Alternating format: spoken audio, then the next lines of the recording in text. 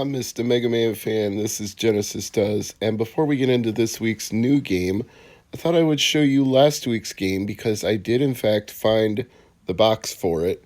I had separated out the plastic hard clamshell boxes from the cardboard boxes so they wouldn't get crushed. So once I looked through my cardboard boxes, it wasn't hard to find the ooze. Ooze must slime through mazes and around obstacles, and he must also never be played again because that really isn't one of my favorite games, but it is complete, as you can see. Very nice looking cartridge in here, probably because it wasn't played that much because it's not that good of a game. So you can see a Sega Visions card inside their place stamp here as noted. Let me fit it back into the tray, and I've even got the instruction manual for it, which you can see sticking out there at the bottom. So I'll pull it out and show it to you real quick. Somebody left a sorting price sticker on it or something. I don't know what that is, but I've never tried to peel it off because I don't want to rip the front page. It's a little wrinkled, but it is complete, intact, and it has an ad for Comic Zone on the back. So all in all, a nice little package. And that leaves us with this week's new Sega Genesis Does What Nintendon't. Sonic 3D Blast. Long before Sega would go on to develop games for the Game Boy Advance, Nintendo DS, Nintendo Wii U, Nintendo Wii, Nintendo Switch, they were exclusively putting Sonic games on Sega. Occasionally on PC for educational games, but Genesis Does Sonic and Nintendon't was the rule for the 90s. And Sonic 3D Blast was one example of that. I have a very nice looking cartridge. It's in the box, which I'm happy about because having any cardboard box for these style of games is pretty hard, given that a lot of them don't survive.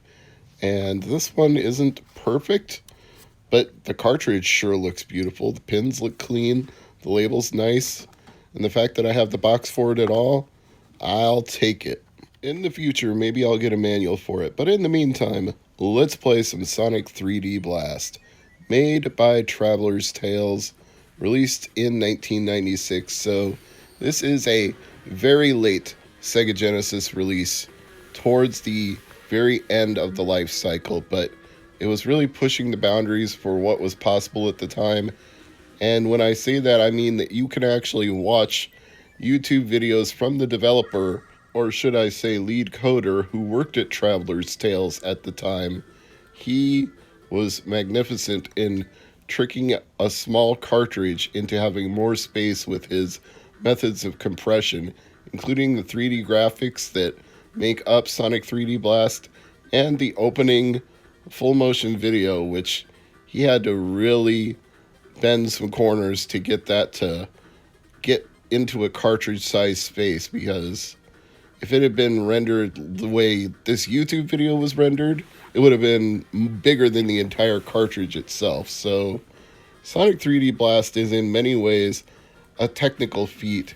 It really pushed the limitations of what the Genesis could do at a time when 32-bit systems had already taken over the market and were way exceeding the capabilities of the Genesis and the Super Nintendo. This came out in the era where Saturn and PlayStation and Atari Jaguar were all things. So, well, maybe not so much the Atari Jaguar, but you get the idea. Nintendo 64 was on the horizon as well, so this was definitely the waning era of 16-bit consoles that we are now so nostalgic for, but were definitely on their way out at the time. I have mixed feelings about Sonic 3D Blast because it always takes me a while to warm up to the controls. It's not because it's not a 2D side-scrolling platformer. That's not really the thing that makes it not a great Sonic initially for me.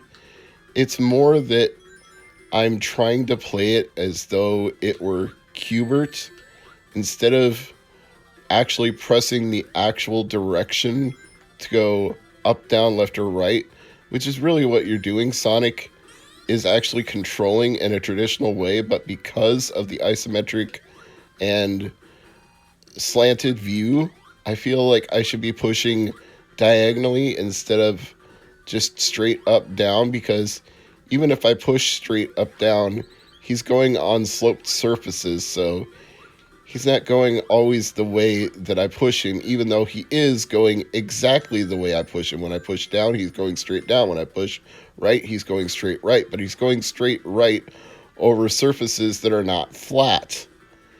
I hope that makes some kind of sense, but to me, my brain has a real problem with it.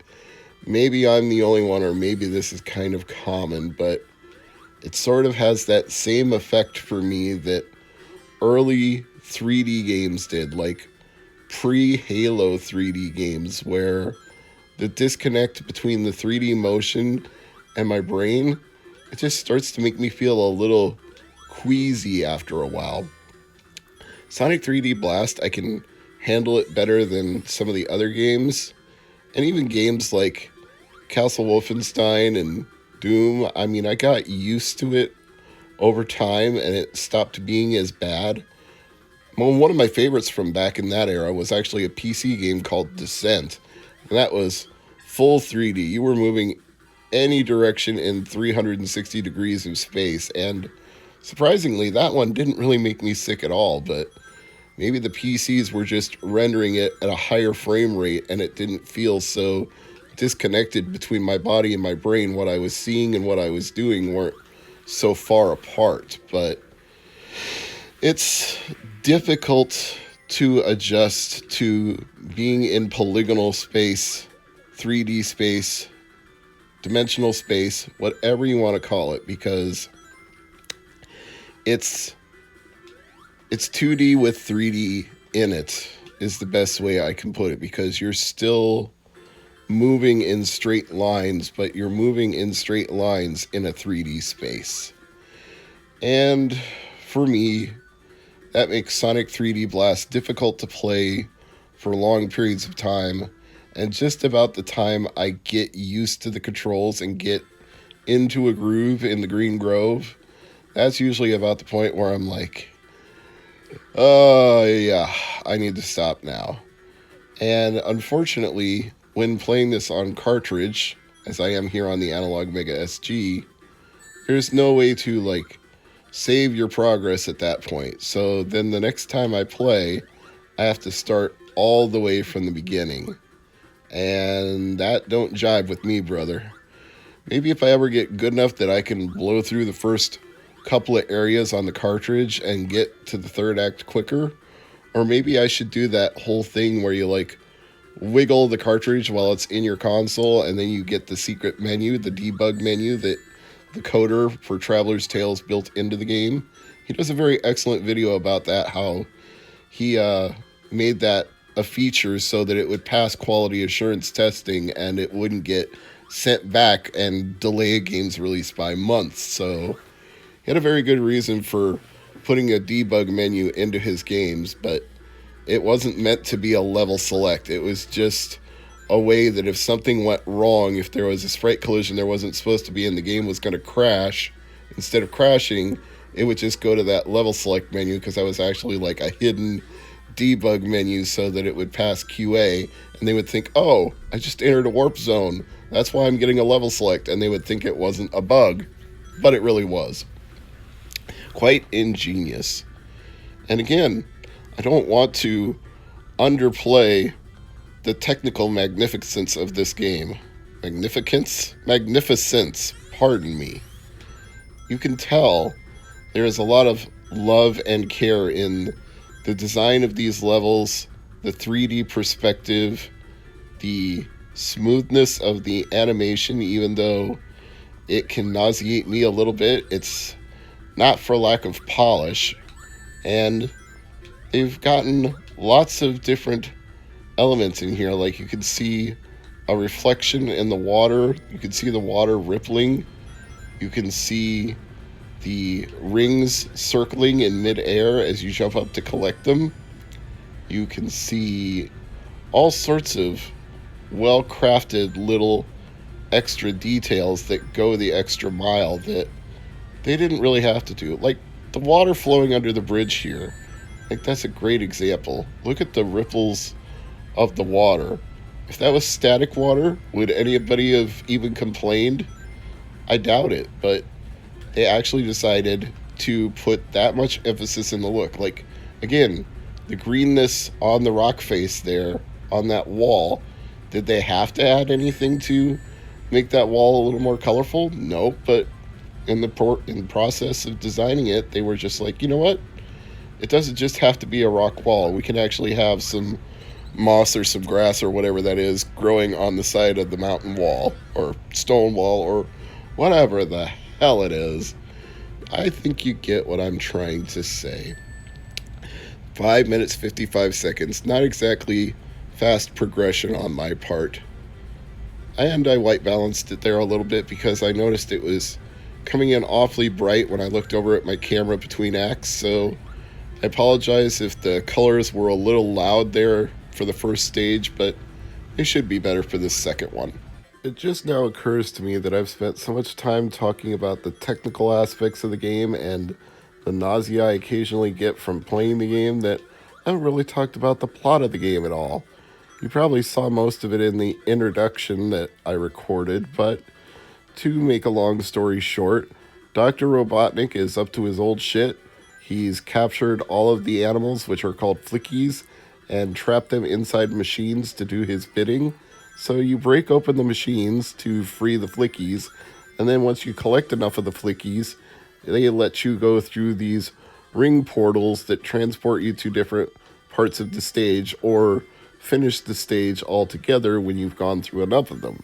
So that's essentially it. It's a collect-a-thon. You collect rings because they're your invincibility, and presumably if you get to 100, you can get a 1-up like in previous Sonic games, although I never seem to stay hit-free long enough for that to actually be a thing, but you collect the rings to increase your ring total and score whatever bonus points for however many rings you have left at the end of a stage, possibly get a 1-up if you get 100, and to give you a hitbox in case you run into something. But you can also collect the usual Sonic-style power-ups, the bubble shield, the fire, the running shoes to make you go really fast, the invincibility.